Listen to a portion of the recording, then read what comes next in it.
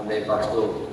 Glorificado e exaltado seja o nome do nosso Senhor e Salvador Jesus Cristo. Amém, igreja? Amém. Glória a Deus.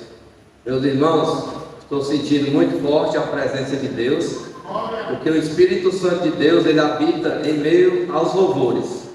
Então hoje nós já exaltamos o nome do Senhor, nós já adoramos o Senhor, nós já glorificamos o nome do Senhor.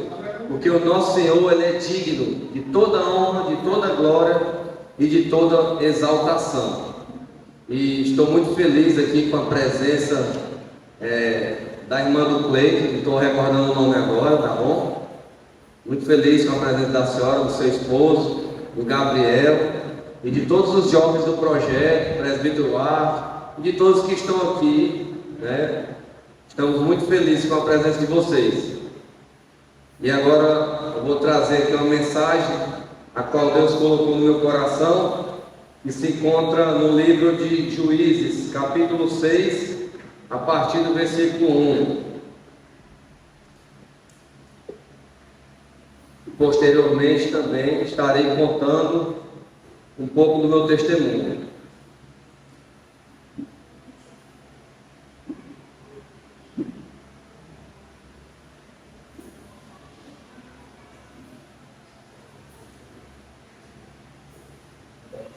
Glória a Deus, aleluia. Capítulo 6, versículo de número 1. Fizeram os filhos de Israel o que era mal perante o Senhor. Por isso, o Senhor os entregou nas mãos dos midianitas por 7 anos, prevalecendo o domínio dos midianitas sobre Israel. Fizeram estes para si, por causa dos midianitas, as covas que estão nos montes, e as cavernas, e as fortificações, porque cada vez que Israel se ameaçava, os midianitas e os amalequitas, como também os povos do Oriente, subiam contra ele, e contra ele se acampavam, destruindo os produtos da terra até a vizinhança de Gaza, e não deixavam em Israel sustento algum, nem ovelhas, nem bois, nem jumentos, pois subiam com seus gados e tendas, e vinham como gafanhotos em tanta multidão que não se podiam contar, nem a eles, nem aos seus camelos, e entravam na terra para destruir. Assim Israel ficou muito debilitado, ficou pobre, ficou na escassez, com a presença dos midianitas. Então os filhos de Israel clamavam ao Senhor. Glória a Deus. Meus irmãos, aqui nesse texto relata a história de Gideão.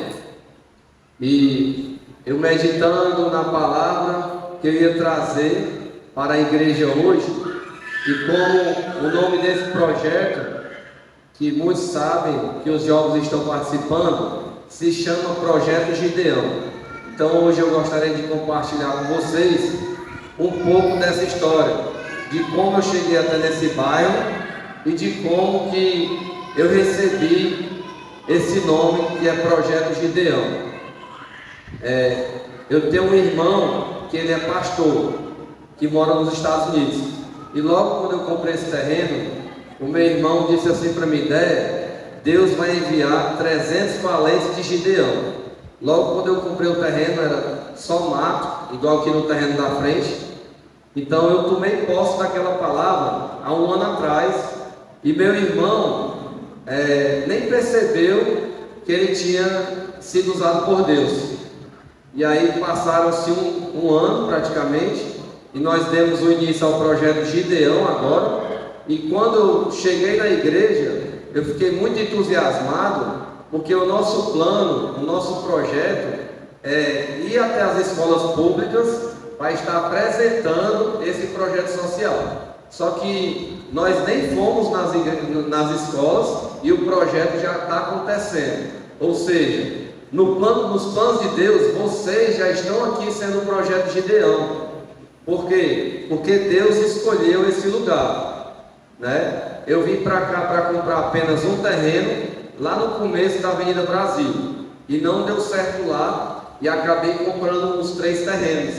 Eu disse, mas Senhor, como é que eu vou fazer a obra? 3 terrenos desse tamanho, porque o propósito de Deus que eu vim para cá foi só de anunciar o Evangelho de Jesus, só de pregar a palavra, e iria ser só uma igreja.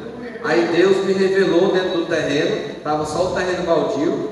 Quando eu comecei a colocar entulhos no terreno, aí Deus falou, aqui você vai fazer um projeto social, que você vai dividir essa parte e a igreja será do outro lado. Deus me deu essa visão, porque também eu era atleta profissional quando era mais jovem, e tenho 2 sobrinhas minhas que moram em Miami e são atletas profissionais.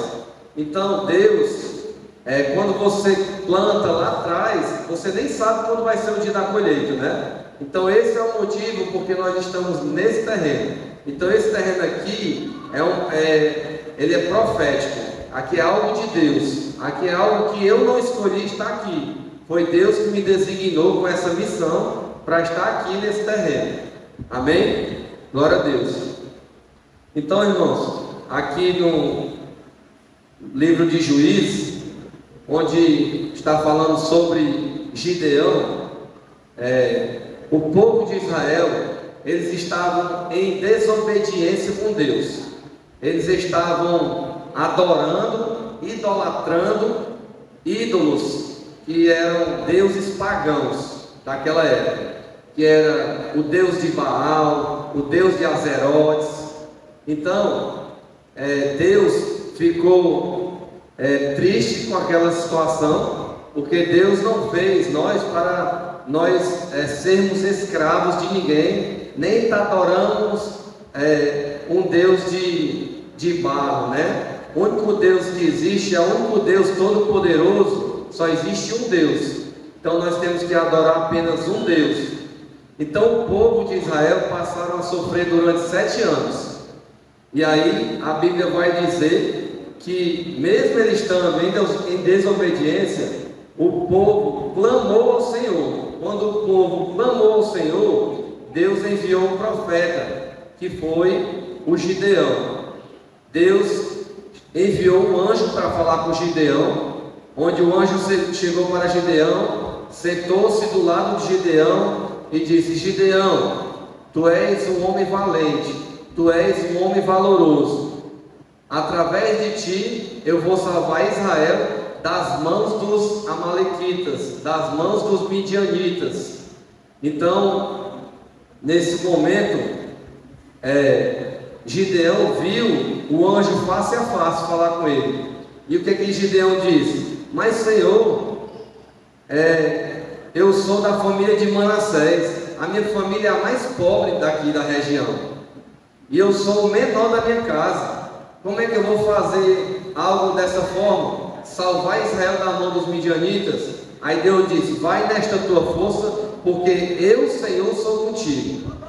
Então, quando o Senhor Ele está na vida de alguém, Ele dá a vitória. É Deus quem dá estratégias. Então, para que Gideão pudesse salvar os israelitas contra os midianitas, a batalha seria de 145 mil soldados dos midianitas contra 32 mil soldados israelitas. Ou seja, se a gente for analisar, não tem como 32 mil pessoas vencerem uma batalha contra 145 mil, porque vai dar mais de 100 mil a mais soldados dos midianitas. E o que é que Deus faz? Deus, Ele não deixa nenhuma dúvida, Ele não deixa nenhuma dúvida para a gente não achar que a glória é da gente. Se os 32 mil soldados de Israel fossem lutar contra os midianitas, contra 145 mil, e eles prevalecessem na batalha, o que é que ia ocorrer? Eles iam pensar que eles eram soldados muito valentes, que eles venceram a batalha. Ou seja, Deus disse para Gideão: Gideão, 32 mil são muitos soldados. Tu vai agora na frente dos soldados e tu vai dizer para eles: forma os 32 mil soldados e diz assim: quem for medroso, quem for covarde e quem estiver com medo de enfrentar essa batalha, pode ir para casa. Ou seja, as pessoas que estavam com medo de enfrentar essa batalha, que estavam sendo covarde, foram-se embora 22 mil soldados. Ou seja, ficou apenas 10 mil soldados do lado de Gideão para lutar contra os 145 mil. Aí já estava difícil, 32 mil contra 145, contra 135. Agora imagina 10 mil. Aí o Senhor disse para Gideão: Gideão, ainda não são esses 10 mil.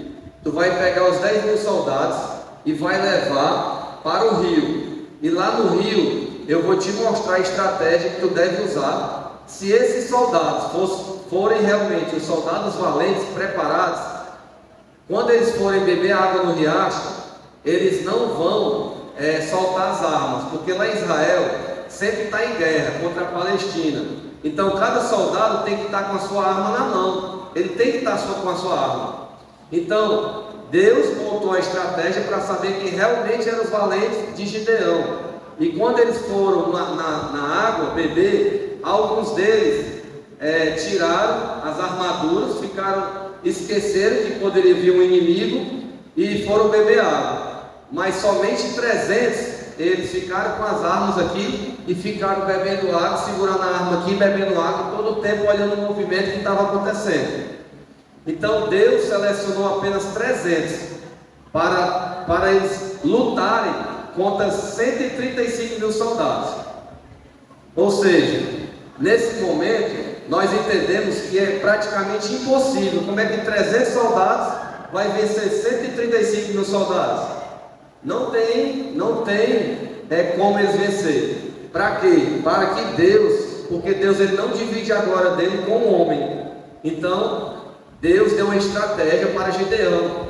Aí Gideão chegou para Deus: mas meu Deus, com apenas 300 soldados, aí me mostra Gideão preocupado, né? Porque é o seguinte, existe o medroso e o covarde. O medroso, todos nós aqui temos medo. Muitas vezes a gente enfrenta uma batalha com medo. Às vezes eu tenho medo de chegar aqui na frente, de não ter o que falar. Eu tenho medo de resolver uma coisa, mas eu vou porque eu não sou covarde. Então eu vou para lá. Agora o covarde é aquele que sente medo e ele não é capaz de vencer o medo dele para ir para a batalha. Então ele chegou para Deus e disse: Deus, me mostra um sinal para me poder ir para essa batalha. Aí ele pediu para que Deus desse um sinal para ele. E aí ele disse assim: Senhor, eu tenho aqui uma lã de ovelhas e eu vou colocar aqui perto da minha casa. Se amanhã chover e cair o sereno e molhar só a lã que está aqui e não molhar a calçada ao redor, esse é um sinal que o Senhor tem comigo, que eu vou vencer a batalha com os 300 soldados. O que aconteceu? Quando foi no outro dia de manhã, Gideão acordou, a calçada estava toda seca e só a lã estava molhada. Deus mostrou para ele e deu um sinal para ele. Ele pegou aquela lã e trouxe o que encheu o balde. Aí Deus mostrou para ele. E mesmo assim Gideão, preocupado, disse: Senhor, me perdoe, mas eu te peço só mais um sinal, só mais esse sinal para mim ir para a batalha. Aí o que ele pediu? Eu quero agora colocar a lã no mesmo lugar, que não caia chuva na lã e caia chuva só ao redor da calçada. Quando foi no outro dia de manhã, ele foi pegar na lã, estava seca e a calçada toda molhada, não caiu, porque Deus, quando Ele tem uma promessa, Ele cumpre, e Ele deu uma palavra, e a palavra de Deus, a Bíblia diz que Deus não é homem para que minta, e nem filho do homem para que se arrependa. Então Deus, Ele cumpriu com Gideão, Ele demonstrou que Ele estava com ele na batalha, e ali Gideão foi e preparou os seus 300 soldados, e Deus deu uma estratégia para Gideão. Estavam lá os midianitas e os amalequitas todos juntos. O que ocorreu? Ele pegou os 300 gideões, chegou lá e dividiram no meio do arraial. Dividiram, grupos de 3 em 3 foram formando. E aí, cada um pegou uma tocha, pegou um chofar, que é uma trombeta para eles tocarem na hora, e quebrar um bocado de jarro. E chegaram de madrugada, onde eles nem esperavam. Os inimigos não esperavam que iria acontecer isso. Ou seja, Deus, quando Ele vai dar batalha, quando Ele vai dar vitória, Ele não permitiu que Gideão tirasse nem a espada dele. Então, quando Gideão chegou lá no meio do arraial, que ele começou a tocar, que ele levantou as tochas e quebrou os jarros, os inimigos, eles ficaram confundidos. Eles ficaram totalmente confundidos e eles lutaram uns contra os outros. E aí os amalequitas mataram os midianitas mataram os amalequitas, e aquela guerra, eles começaram a fugir para o Rio Jordão. E aí o Gideão deu a ordem aos 22 que fugiram para eles cercarem ele. E depois eles pegaram a cabeça do líder, cortaram e levaram para lá. Então Deus deu a vitória a Gideão com somente 300 soldados. Então nós temos que crer que é Deus quem dá a vitória.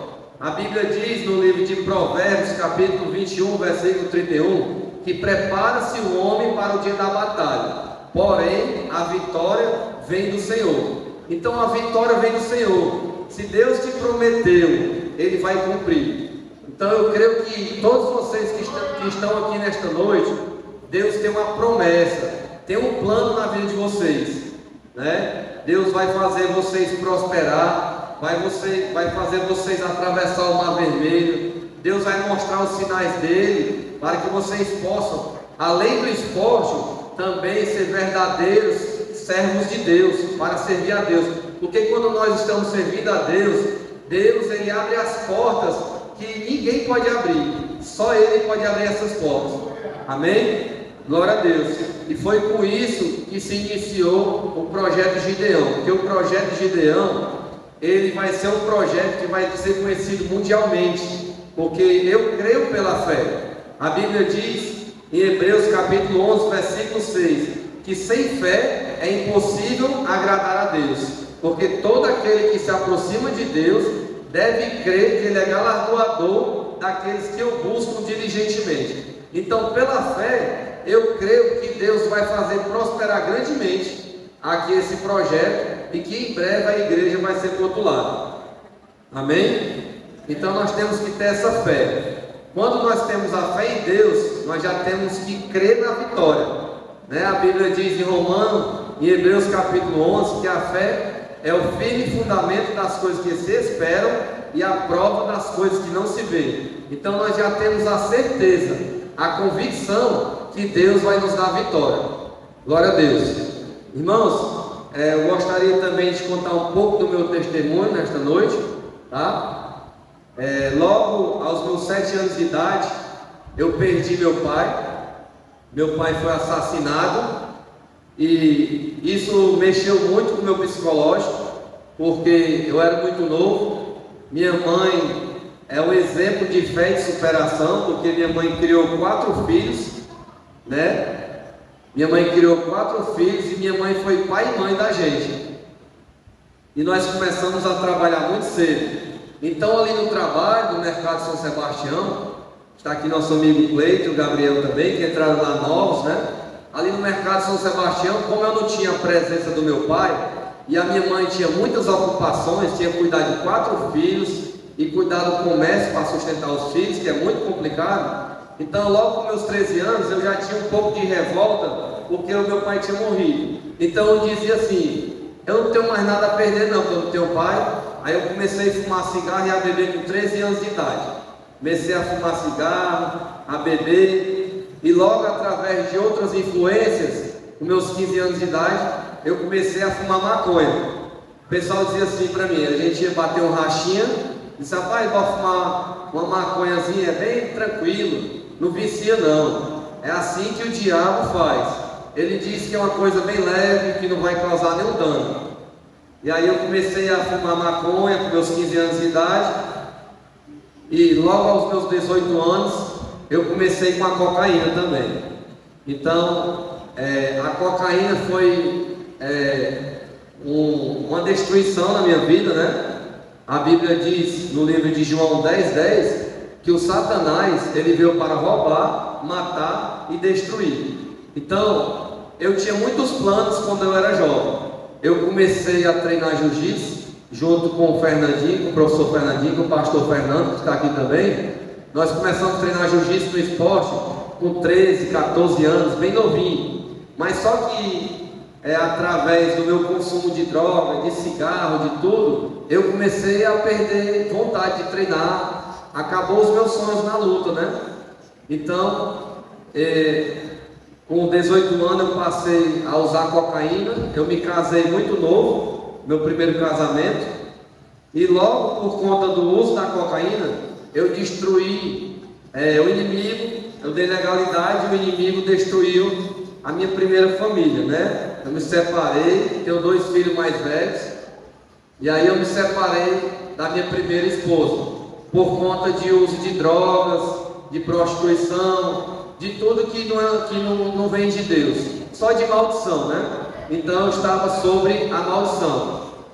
E logo também, aos meus 21 anos de idade, 22 anos, eu comecei a querer ter curiosidade para outras drogas, porque a Bíblia diz que um abismo leva outro abismo.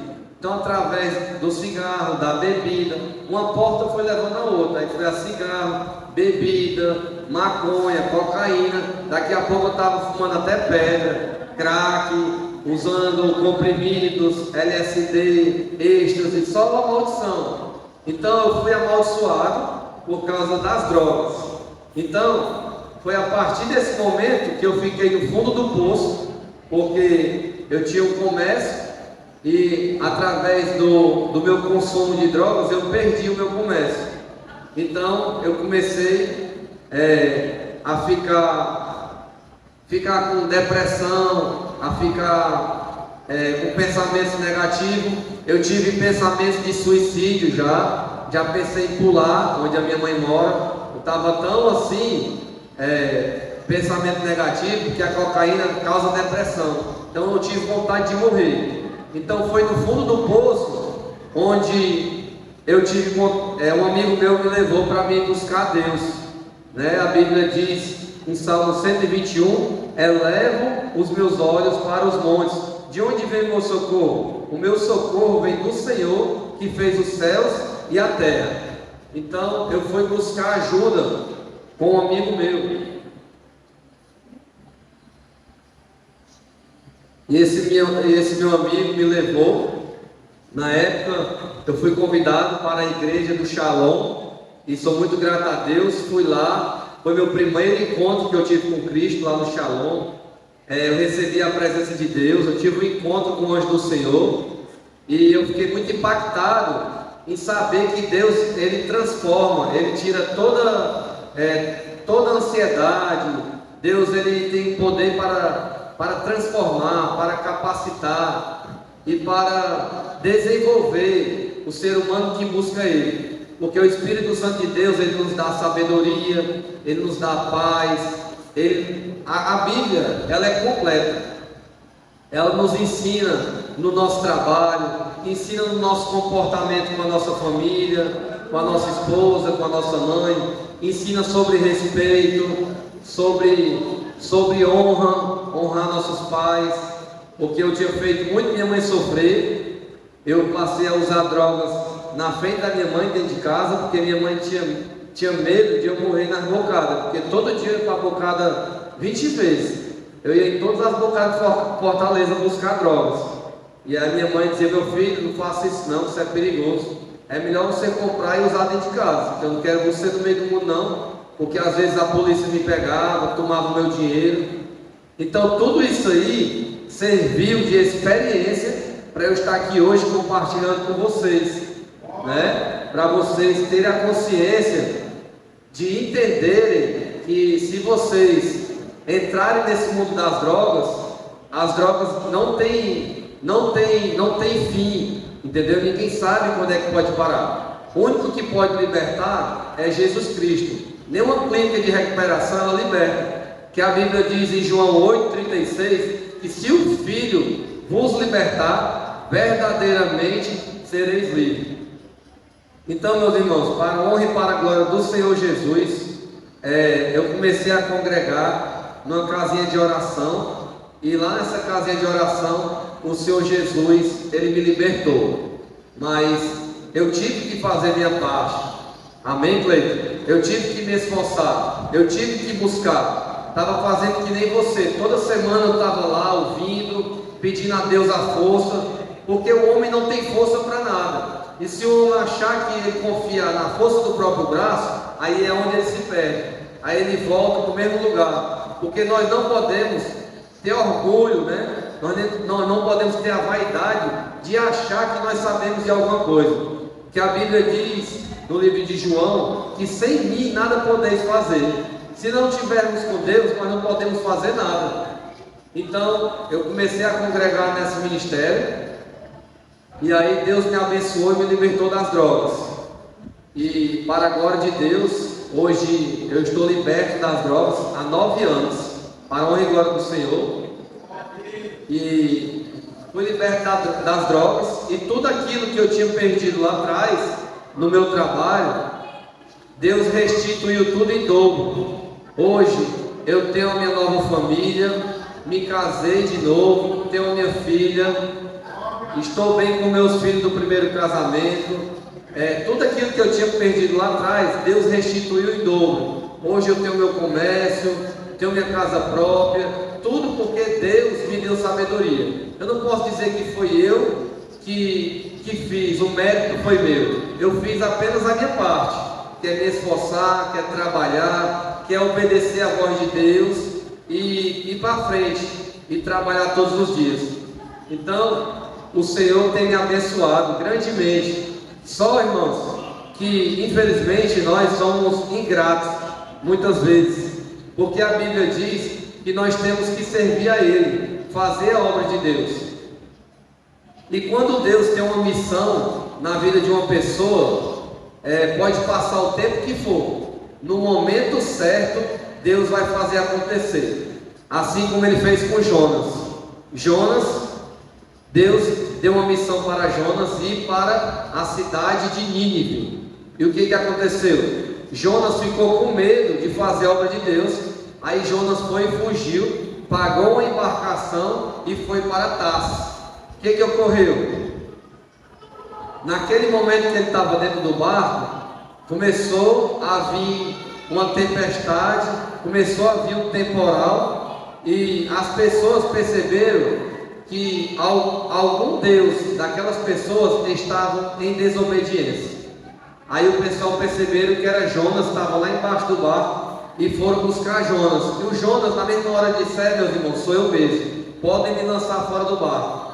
Eles pegaram Jonas e lançaram fora do barco. Na mesma hora a tempestade parou. Ou seja, quando Deus tem um propósito, uma missão na nossa vida, nós não adiantamos nós fugir, porque Ele vai buscar. E aí a baleia engoliu Jonas e levou lá para aquela cidade que Deus tinha designado para Jonas. Ou seja, eu já tinha sido liberto por Cristo, eu já tinha sido abençoado por Cristo, mas eu não estava expressando a minha gratidão, servindo ao Senhor, fazendo as obras do Senhor. Por quê? Porque eu estava fazendo do meu jeito, né? Do meu modelo. Eu vou no momento que eu quero, eu vou orar na hora que eu quero, depois vai dar certo, sempre procrastinando. E às vezes a gente procrastina tantas coisas, e quando dá fé, ou Jesus pode voltar, ou a pessoa pode morrer e não fez nada, não deixou um legado que era servir a Deus, né? Que a nossa missão na terra é servir a Deus. O restante Ele acrescenta. Então o que Deus permitiu? Ano passado eu tive o Covid. Ano passado, dia 27 de fevereiro, eu tive o Covid, e foi a maior tribulação da minha vida. Porque eu comecei a ficar sem ar, sem fôlego no primeiro dia. E lá no nosso trabalho, muitas pessoas morreram de Covid. Muitas pessoas morreram. Muitos amigos meus de trabalho morrendo. Então aquilo começou a me preocupar. E nessa época, ano passado, eu era hipertenso. E o pessoal falava que quem é hipertenso não poderia ir para o hospital. Hipertenso ou diabetes não voltava, era certeza morrer. Muitas pessoas estavam morrendo. E como eu estava na segunda fase, no pico da pandemia, Minha esposa ligou para o hospital e os hospitais estavam lotados. E aí eu disse, liga para lá, hoje é o segundo dia. Ela ligou para o hospital. Aí ela perguntou, meu esposo está com Covid, com urgência, está com falta de ar. A gente precisa de uma ambulância. Ele pode ir até aí? Ela disse, olha, não tem vaga.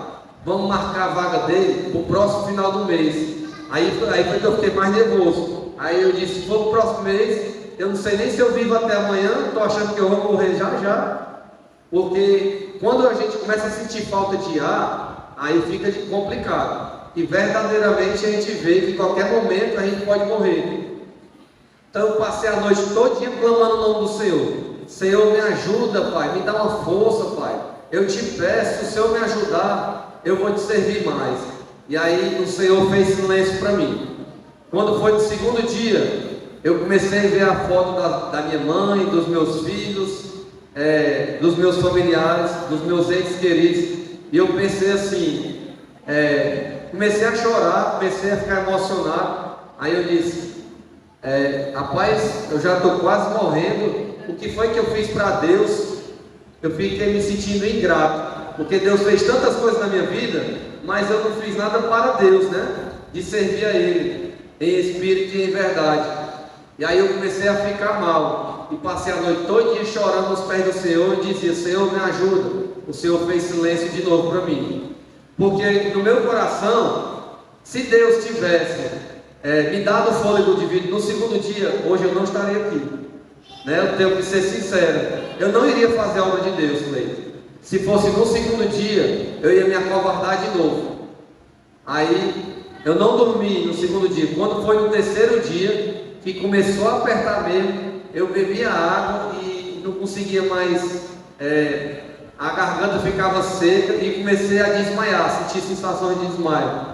Aí minha esposa dormiu, todo mundo dormiu. Aí eu disse, rapaz, agora pegou, porque se eu desmaiar, não tem ninguém, não tem ambulância, não tem hospital. Aí agora se eu desmaiar eu vou morrer, eu não vou mais dormir hoje não. Aí nesse momento eu estava muito atribulado, liguei para o pastor Bess. Nesse momento o pastor Bess estava no centro festa, eu disse, pastor Bess, meu irmão, eu estou morrendo aqui, eu estou sem ar, não consigo nem falar. Aí o pastor Bess, olha meu querido, dobre seu joelho agora e leia Mateus capítulo 4. E Jesus estava sendo tentado pelo diabo no deserto. Nesse momento é um particular que Deus está só entre você e Deus. Agora é entre você e Deus. E aí eu comecei a ler, comecei a chorar. Aquelas palavras dele me geraram a esperança que Deus poderia trazer o milagre. A única coisa que me restava agora era o milagre. E aí eu comecei a chorar e o pastor Bess desligou e profetizou sobre a minha vida. Que ele disse, olha, agora você vai apresentar as suas causas a Deus. E aí eu fiquei ali na minha casa, fiquei andando no corredor e comecei a ficar meditando. E aí a primeira coisa que eu pensei, eu fiquei no meu corredor e pensei, o que eu vou fazer para Deus? Aí eu lembrei de uma passagem onde Jesus disse, em Marcos capítulo 16, versículo 15, ele disse para os seus discípulos, Jesus disse-lhe Jesus, ide e anunciar o evangelho de Jesus para todas as nações. Aí eu lembrei, aí eu peguei, fui no quintal da minha casa, dobrei meus joelhos e eu disse assim, Senhor, eu faço um voto com o Senhor, se o Senhor renovar o meu fôlego de vida, eu prometo anunciar o evangelho de Jesus Cristo para todas as nações. Meus irmãos, para a honra e glória do Senhor, só fiz me levantar. Quando eu me levantei, o meu fôlego voltou 100%. Para a glória de Deus, Deus me curou de imediato. Então nesse momento eu comecei a glorificar o Senhor, comecei a adorar o Senhor dentro da minha casa e comecei a repreender todo espírito de potestade que estava tentando tirar minha vida. E naquele mesmo momento eu fui curado. Então eu fiz um voto com Deus de anunciar para todas as nações. Então eu falei com o meu pastor para que nós começássemos um jejum de Daniel, para que Deus quebrasse dentro de mim muitas crenças limitantes, que eram as crenças que me limitavam a estar aqui hoje pregando, como a timidez, como a vergonha de falar de Deus, o que é que o pastor vai pensar, o que é que a irmã vai pensar, o que é que minha mulher vai pensar, o que é que o pessoal lá no mercado vai pensar que eu estou pregando a palavra de Deus. Mas quando a gente faz um voto com Deus, aí a gente descansa, porque a gente confia que é o Senhor que faz todas as coisas. Glória a Deus. Então eu comecei a fazer a obra de Deus, comecei a contar esse testemunho em muitas igrejas. E aí quando foi no final do ano passado, a amiga da minha mãe ofereceu um terreno aqui no bairro Parque das Nações. Então o Espírito Santo de Deus tocou no meu coração. Você não quer anunciar o Evangelho de Jesus para todas as nações? Aí o nome desse bairro é Parque das Nações. Então Deus colocou o nome Igreja Nações de Cristo. E para a glória de Deus estamos fazendo aqui essa obra, estamos evangelizando. E eu acho muito forte, quando eu estou com o meu pastor, a gente sai aqui na Avenida Brasil, aí entra à direita a Alemanha, depois passa a Espanha, Portugal, depois vai para Israel. Quer dizer, Deus já tinha tudo preparado, né? Esse projeto, Deus já tinha tudo pronto, porque Deus é o Deus da eternidade. Deus, a Bíblia diz que Ele é o mesmo ontem, hoje e eternamente. Então Deus, Ele já conhece o futuro desses jovens, já conhece o nosso futuro. Então eu estou muito grato a Deus por esse projeto e quero agradecer a Deus em primeiro lugar, a minha mãe que tem me ajudado, a pastora Albertina, o pastor Bessa, o pastor Fernando, o presbítero Arthur, a diaconisa Beth, a minha esposa, todos aqueles que contribuíram de alguma forma para que essa obra esteja sendo realizada. E eu creio que obras maiores o Senhor vai fazer aqui. Que a Bíblia diz que aquele que crê em mim fará as mesmas obras que eu faço e fará maiores do que esta. Então, eu declaro sobre esta igreja, Nações de Cristo, que daqui sairão grandes vencedores em todas as áreas da vida. E que antes de 2023, Deus vai abençoar aquele seu sonho, aquele seu plano, aquele seu projeto, aquele seu propósito que você fez com Deus. Deus, Ele vai cumprir, porque os planos de Deus são bem mais altos do que os nossos. Amém? Glória a Deus, igreja. Bata palma para Jesus. Glória a Deus. Agora nós vamos celebrar, comer muito bolo e salgado. Agora é a melhor parte. Os jovens estão só esperando essa parte ali.